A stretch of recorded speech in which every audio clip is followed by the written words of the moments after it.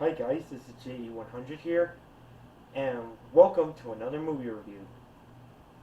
Now, tonight's movie is going to be a certain movie, and oh wait, before I talk about it, you may be wondering, why am I wearing this hat that has this little S on it? Like this particular S.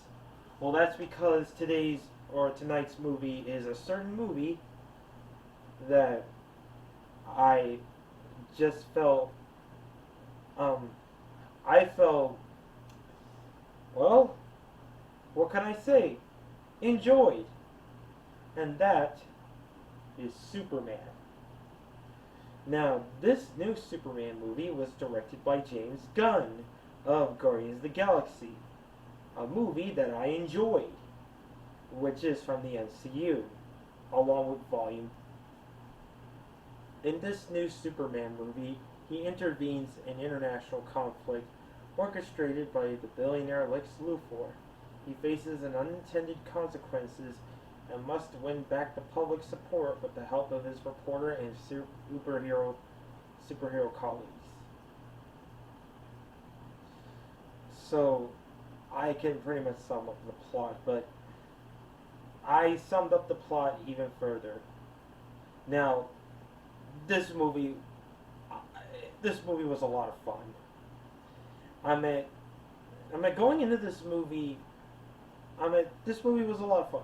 Going into this movie, even with James Gunn being attached to the director, I was thinking that it was just gonna be like, ended up being more like the Guardians of the Galaxy movies from the MCU. You know, be all like a, a high octane comedic action romp, which he brought with these films as well as its earlier movie. I believe it was that one movie that he made that was released in 2010, but I don't know if you can know about that one, but unless if you want to know in the comments. But when going into seeing the movie, it was a blast. It was a blast for me. I went to see the film with one of my friends, Sarah, who was the voice of Mina Lemire for the show Huggins Sanchez, which is I've still yet to do, still yet to develop, or still my cartoon is still in production limbo. But yeah, just, this movie was such a fun ride for me. I may have dressed up as Superman at some point, early in my life. Like it was down to, um, like, it was that one time where I dressed up as Superman. I believe during Halloween or something, and so I decided to recreate the costume to go see the movie, which I dressed up as Superman. And it looks rather cheap looking because it has that cheap looking S. Very low budget, I might say. And you know what's really weird is that this is the first movie not to open with the Warner Brothers Pictures logo. And I feel like they're trying to be more like the MCU with the movie opening with no studio logo, and the studio logo wouldn't appear until the very end of the movie. And of course, you got your usual mid-credits and after-credits scene in the way that only the MCU movies would have done. And speaking of MCU, I went to see the movie Thunderbolts a few days ago, which I wanted to do a movie review, but I just didn't do it. So yeah, I would give praise for the acting for the movie. Um, Even though I mean, I just can't help with the fact that that particular dog we have never seen one of the dogs be appear in previous Superman cinematic incarnation. I think the name is Crypto, by the way, but we have never seen him in any other previous cinematic incarnations of the Superman movies from the past years. And it wasn't even included in Superman Returns because I felt that the idea of killing the dog was just silly. And um, yeah, the performance of that guy from X-Men First Class, the Beast, to Lex Luthor in this one, I guess it was good.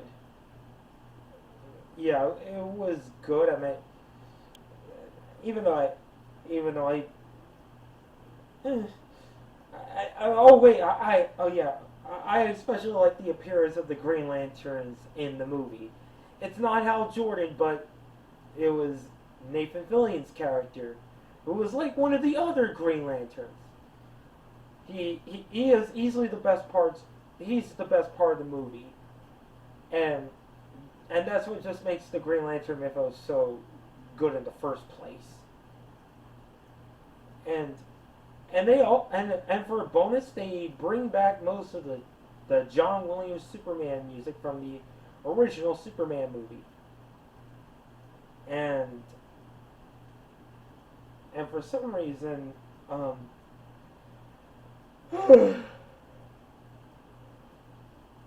but this is just an absolute experience for me. I mean, seeing this movie at the Dolby Cinema with my friend Sarah is just an experience.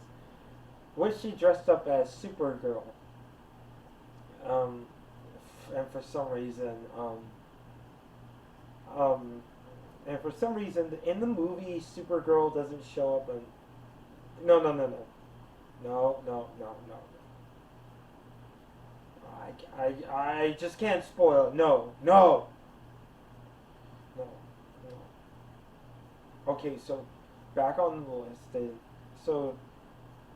So let's get back. So yeah, the 2025 Superman movie was a blast, and a much superior improvement. It's a much better improvement over to Man of Steel, the one where Superman just destroys building while battling Zod. Ugh. Just don't get me started on Man of Steel. But yeah, that's all I can say about the Superman 2025, and I know, that there's more to talk about, like say action sequences, which those are good action sequences. Visual effects, I know that they made the dog CGI, and I wish they could have used a real dog, but and that one scene where they're in the collection. So I'm pretty sure that Lex Luthor in this one screams out like Benicio del Toro's character in Guardians of the Galaxy, the collector person. So yeah, that's all I could say about what I could talk about the Superman movie. Hopefully this movie does very well at the box office. Hopefully it would make its way to the highest grossing movie list because and that other superhero movie, The Fantastic Four: First Deaths, that's not out yet, but I can at least show you the image, but I don't have enough time yet. But I will review the movie when that comes out. So yeah, that wraps up my movie review of Superman. Hope you guys enjoyed this video. Make sure if you give this video a thumbs up if you like it. So, I'm JE100 signing off.